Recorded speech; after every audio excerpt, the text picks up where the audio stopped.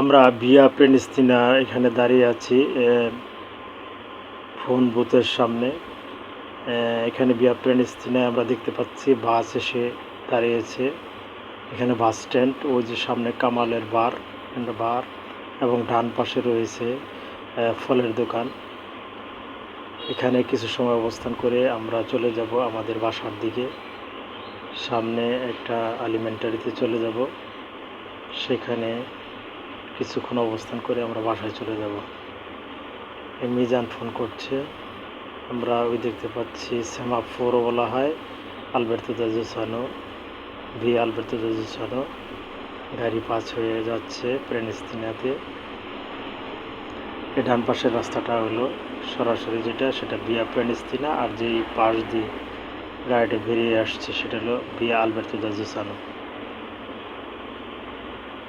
এই যে আমরা দেখতে পাচ্ছি ট্রাম, ওই যে দেখা যায় বাম পাশে ট্রাম স্টেশন, মাঝখানে রাস্তার মাঝখান দিয়ে ট্রাম চলে এবং দুই পাশ দিয়ে বাস চলাচল করে। এটা একটা ফলের দোকান।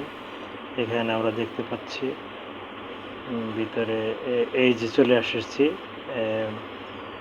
নিজাম ভাইয়ের দোকানে। এখানে আলিমেন্টারি বলা হয়, আসলে মুদির দোকান। এখানে সব কিছুই পাওয়া যায়। আমরা কাজের শেষে এখানে প্রতিদিন আমরা এখানে একটু কিছু সময় কাটিয়ে আমরা বাসায় উঠতাম, কাজের শেষে অবসর নিতাম।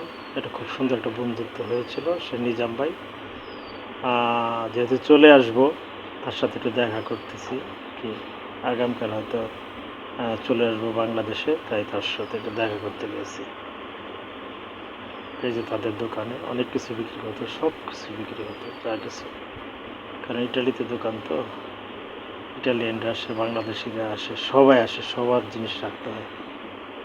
এই যে নিজাম ভাই আর আমার সাথে একটু কুশল বিনিময় হবে, যেহেতু আমরা দীর্ঘদিন একসাথে ছিলাম, একে অপরকে চিনতাম, তাই অনেকটা মহব্বত হয়েছিল আমাদের মাঝে। তাই বিদায় নিচ্ছি, আমাকে দোয়া করে দিচ্ছে। দেখা হবে আবার যদি বেঁচে থাকি। খোদা হাফিজ।